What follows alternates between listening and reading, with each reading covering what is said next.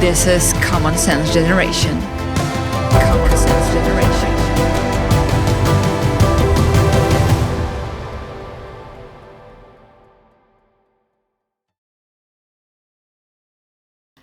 Hi guys, this is Common Sense Generation, and today we talk about Buddhism and what is wrong with it, because we have with us, Alexander Norman, the biographer of Dalai Lama. Thank you very much for coming. Thank you so much.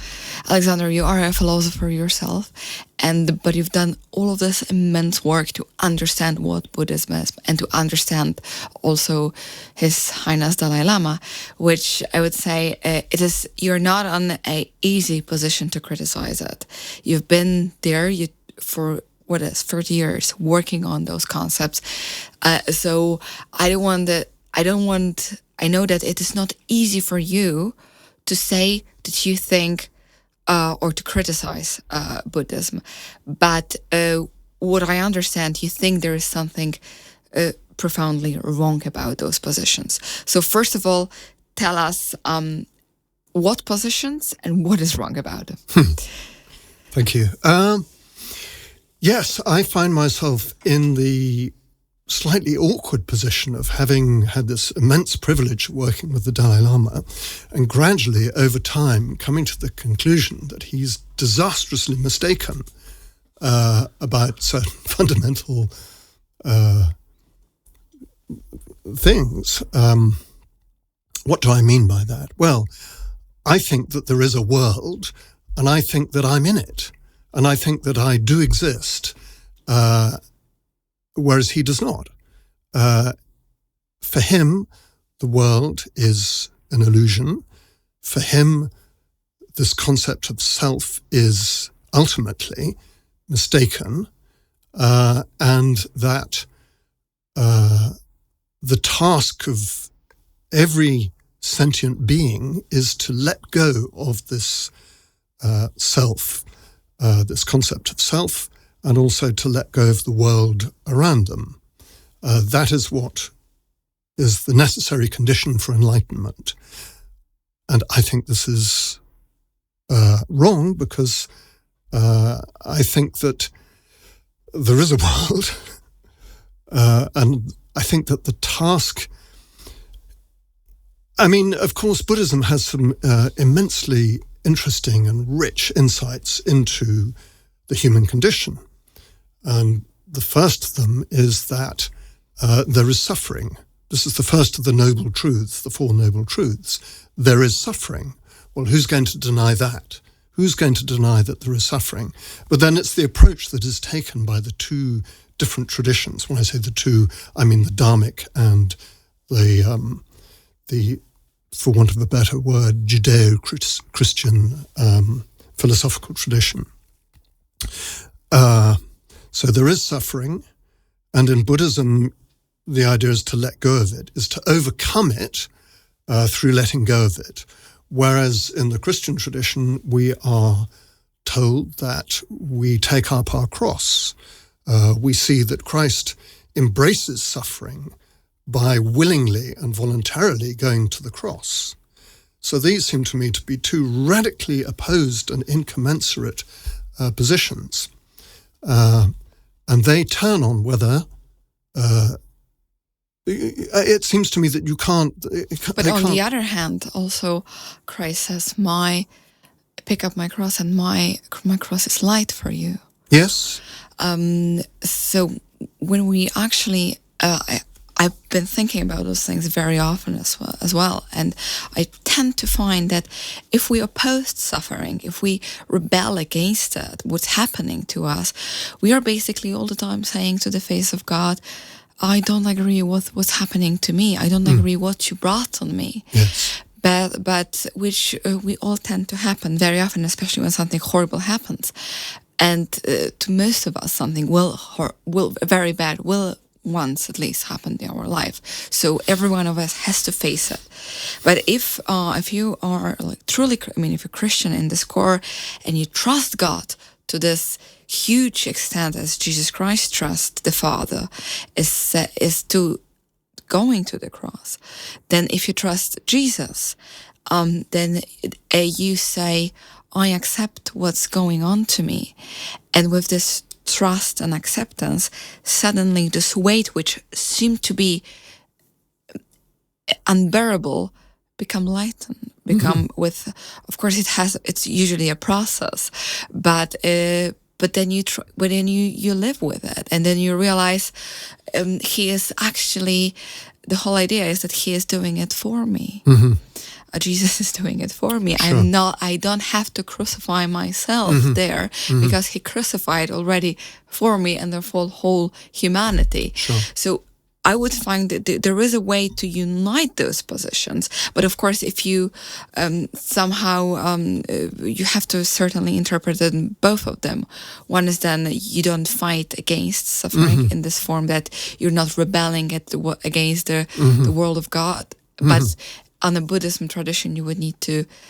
Then you somehow can adopt Buddhism in it, but I would say from my perspective, I would like to put Buddhism in the Christian frameworks, which I know you can't really do.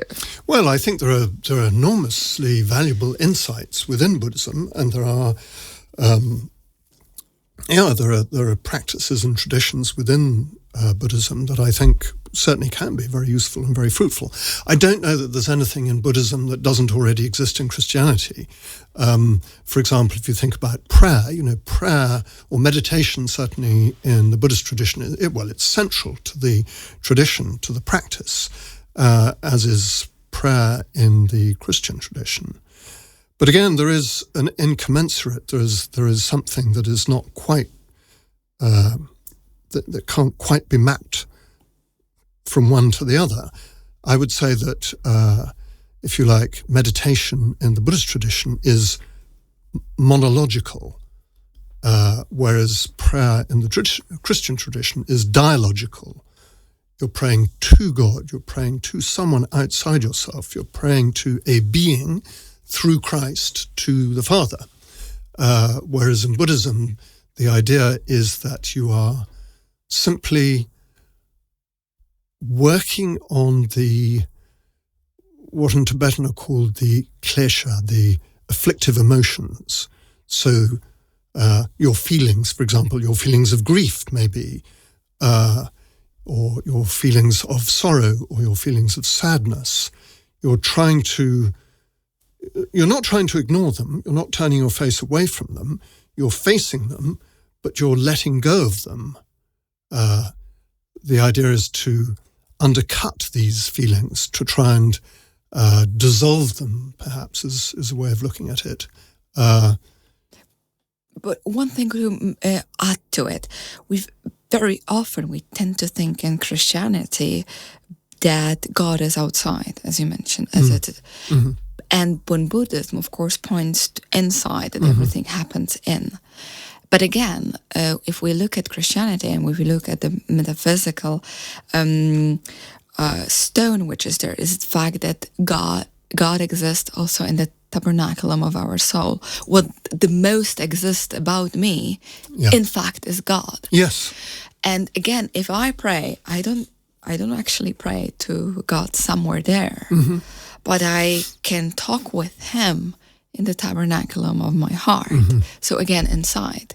So there might be joining those two intuitions, but from different perspectives. So we might tend to do the same thing with the Buddhism, talking with the inner thing inside me, but we sort of name it differently. And of course, on the face of Christianity, we would name Him, I'm talking to God, who is in me, and who in fact is the most living part of me, that is the essence of me, and who is not outside of me. Sure. But again, it's a difficult issue, and I'm also only making an interpretation here. Sure. I mean, yes, the idea of God within is certainly something I think that isn't emphasized in Christianity these days, and that's something perhaps that we've lost. This is something what I very often, I'm a practitioner as well, and I tend to see that especially Catholic Church has lost it so much because we put God only in the tabernaculum at church, somewhere there, or coming to us in a communion. But very often we forget that we have the most important tabernaculum is the tabernaculum of our hearts, but also the tabernaculum of hearts of our other people, and we meet God also in other people because He is in them as well. Sure. And that's how we are also united through God. Yeah. So, but this is maybe what I tend to see more vivid by the contrast with Buddhism. This was at least was my path, and this was the spark of wisdom, which is in Buddhism as well. Yes, I think that I come back to my earlier point about dialogue and monologue. It certainly must be true that God is present within us. It certainly must be true that God is in the tabernacle of the heart. It is certainly true that we are always in the presence of God and that He is always present to us. And it's certainly true that we would have, we can have and we should have and should develop a relationship with God in our hearts. Again, though, I would caution that in Buddhism, this is not the case. One doesn't have a relationship with the Buddha. You don't pray. You don't pray to the Buddha in the same way as you pray to God. You ask for the help of the Buddhas. You ask for the help from the Bodhisattvas. You ask for the help of the sages and the saints. But there is no Buddha in your heart. There is, however, the seed of enlightenment within your heart. In the Tibetan Buddhist tradition, there's the Tathaga, I can't even say it, it's such a difficult word, Tathagatagarbha, anyway, whatever it is. So the seed of Buddhahood, the seed of enlightenment that is in everyone, and the idea is to sort of clear away the obstacles to full enlightenment, and one of the obstacles is the illusion that the world actually exists outside you.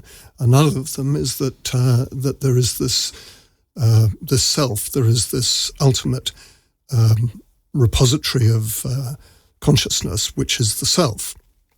That is an illusion that similarly has to be let go of. So it does seem that there are certain things that are incompatible in the two traditions, and that ultimately you have to make a choice. You have to decide, I think, whether you're going to go with dualism, a sort of hard dualism, world out there, me in here, God pervading all, or, if you like, a hard monism where there is only ever one thing, and that thing is illusion that we must let go of. I fully agree, but all those things are extremely difficult, but very necessary to ask yourselves. And have you told this to Dalai Lama? That's a good question. He knows that I'm a Catholic. I mean, that was never a secret. Right from the beginning, I was quite clear that I was coming at the whole issue from a Christian perspective. But I was extremely interested to hear what he had to say. I was extremely interested in his tradition. I remain extremely interested in the convergences and divergences. And I suppose one thing that I would say is that over the last, well, really since the time of the Second Vatican Council, and probably even before, there has been this great emphasis on bringing all the traditions together and trying to understand and see, this whole idea of ecumenism where we respect each other's tradition and we try and learn from each other. I suppose I wonder if I might be in the advance guard of a kind of counter-reformation or a counter tradition whereby I'm seeking not to find the convergences. I think those are all well known, but seeking to point out where the divergences are, what we have to retain if we're going to be true to our own tradition, and indeed what Buddhism has to retain if it's to be true to its own tradition. And actually, Buddhism has been much better, I think. I think we in the West especially have been, eager to try to, build bridges, very laudable, very admirable, and very important things. But also to do. a very Western feature. Very Western. In a way, you could argue it's rather colonialist. We're trying to impose our idea. We're trying to find a way that we can accommodate, if you like, and we can accommodate, but also tolerate and understand. Tolerate and understand, yeah. But on the other hand, way around, this openness, as I said, is a very Western feature. I also think that it's a very Christian feature, because the main idea of Christianity is, of course, that the same God is in every human being, and human being, whether they're Buddhist or Hindu or exactly Confucian. And even if the core, of course, is the same, and God is in them as well, and if He is in them, then He speaks some truth into their hearts as well. Yes. He's not abandoning them. Sure. This is Common Sense Generation. If you like this channel, please subscribe, share, and comment. Your voice really matters. So that's why there is, of course, eagerness to open up and look for the truth in an objective sense. I mean, this is surely one of the great mysteries, and we find it at the beginning of Teresa of Lisieux's autobiography, how is it that God has made all these people who are not within the fold, if you like, and who pursue their own traditions, in spite of the fact that He's revealed Himself to humanity in Christ, all these souls being lost, she thinks. Yeah, or are they lost or are they not lost? Of course, we just don't know. We just don't know. It's, of course, that it all depends on God, and we don't know the final result, let's Indeed. say.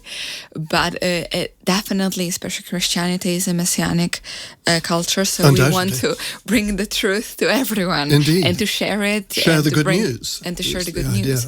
But on the other way around, we, especially right now, and I think it's a feature of modern Christianity, that it becomes so scientific and it's very often so materialistic that we want to keep God shut away there in churches. Yeah. And here comes, for example, Buddhism in aid to us Christians and says, guys, we have them, or we are taking them in it without talk to your heart, and then we might wake up a little bit. And I think this at least was my wake up. Yes, I would say actually, by the grace of God, I've personally benefited enormously from my encounter with the Dalai Lama, because it's returned me to the Christian tradition, because clearly they have got something going on within their tradition that is deeply valuable. And so you look into it and you try and understand it, and you try and find out what's compatible, what's incompatible.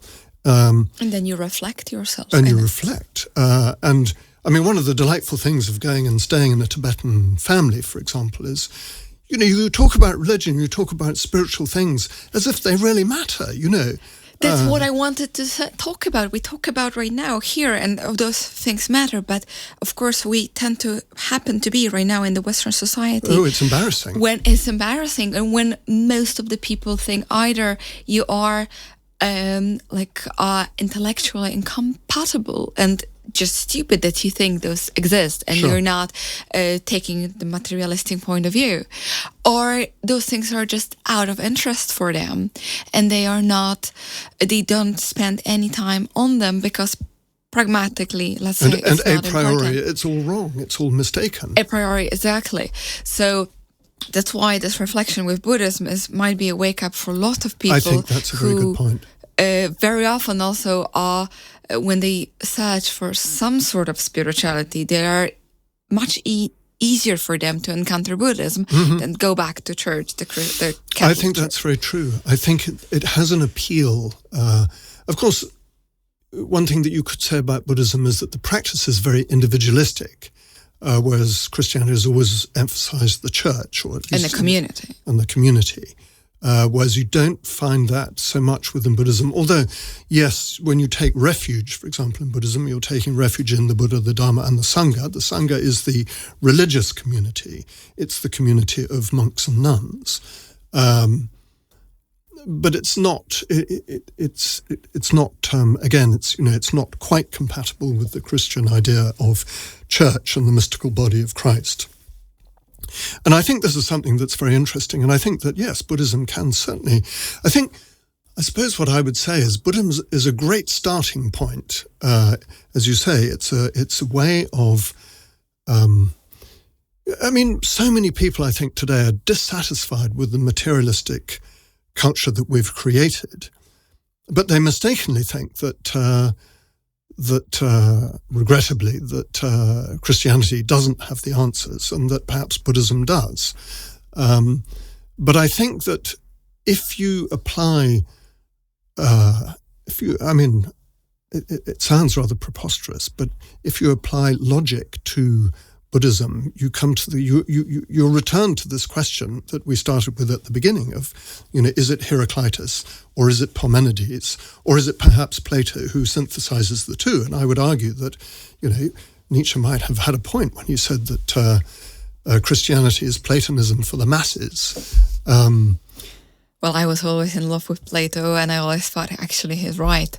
But what I would add, just for a conclusion of this interview, is that what definitely we can learn from Buddhism and the Catholic Church, or even altogether Christians might learn from Buddhism and from the person of Dalai Lama, is his humbleness. I was going to say the very same word. I was going to use that word. That all of this pride, which is especially among the hierarchs, and which is so criticized by young people in the West, there is a grain of truth in it. Yes.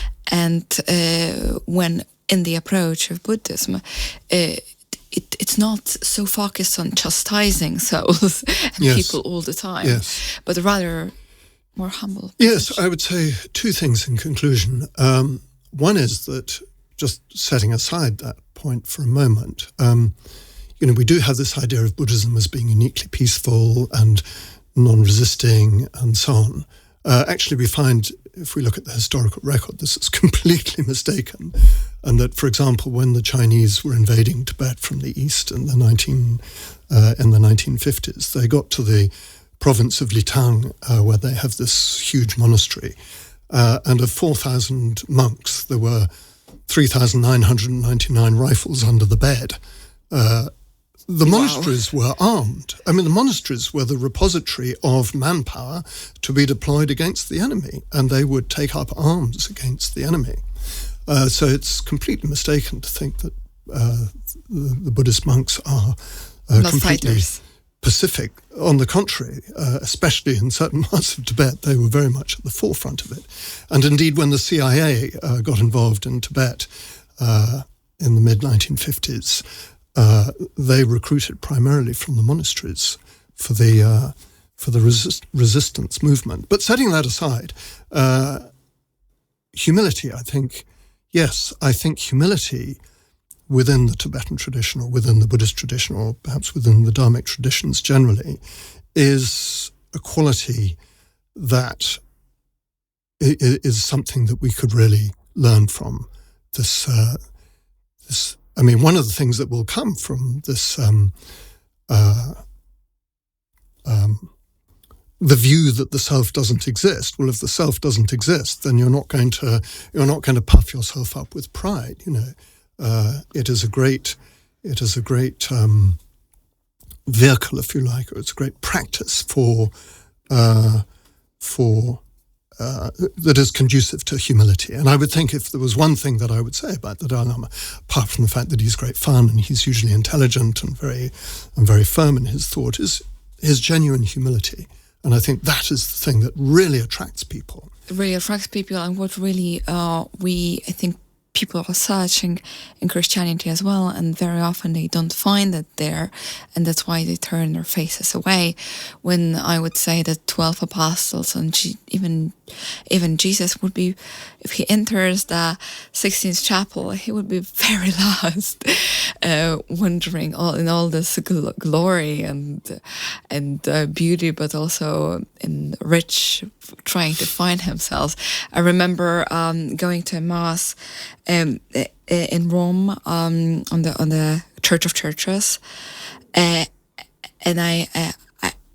I entered, and on this, the King of Spain can enter this church on the horse as the only one going, because he brought all this gold, and I realized how lost I am here, and how this prayer is also not united at all, but we pray as lost individuals next to each other. We completely don't know each other, and we have no idea who we're praying next to. But then comes the answers, for example, of Pope Benedict, who said that the true Christianity is going back to small communities, and that I think was happening. But it came to me from a little bit from reflecting and seeing myself a little bit in Buddhism, and I think this beautiful lesson which we can learn from Dalai Lama. Yes. And you seem to have shared a little bit this experience. Yes, definitely. Alexander Norman on Common Sense Generation. I do hope that you enjoyed this conversation. He is the biographer of Dalai Lama. Of course, you can pick up this biography, read those books, and learn more from it. Thank you for watching our show. And I also thank Polish National Foundation for making this video podcast possible. This is Common Sense Generation. Common Sense Generation.